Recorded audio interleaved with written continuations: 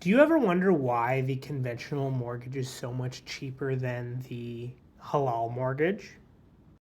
I literally get this question and complaint all the time, basically saying that the people who are providing us with halal mortgages are deliberately trying to rip us off and make us pay more simply because we're Muslim and we don't have any other options to either do things the halal way and pay through the nose or do things the haram way and get a conventional mortgage. Does this sound familiar?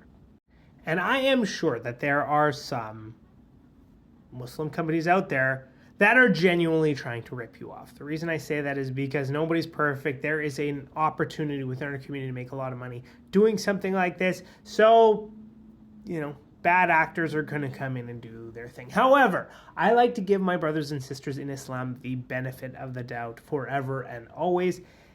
And I think I know why things are so much more expensive here than anything that you could deal with at the bank, and probably will be for the foreseeable future.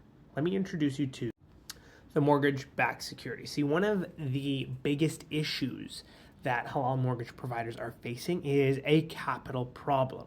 Every time they get a mortgage out the door, they are now without anywhere from $500,000 to $1 million on average here in Canada, and similar probably in the United States. And in Canada, we have something called the mortgage-backed security, which is a mortgage that is insured by the Canadian Mortgage and Housing Corporation. So companies pool these mortgages together and sell them as investments to pension funds, retirees, banks, and whatever, so that their financial advisors can package them and get them to invest in these. So when a bank sells a conventional mortgage, let's say they put up $1 million, they are not without this $1 million for very long. Why? Because the mortgage-backed security comes, takes that $1 million, gives them $1 million, and say, hey, we're buying this from you so we can send it out to our investors and they can make some money off of this. So the bank gets the $1 million back, and now they can immediately get another mortgage going for $1 million. With the halal mortgage provider, if they are without $1 million, they have to go and find investors in order to replace that $1 million,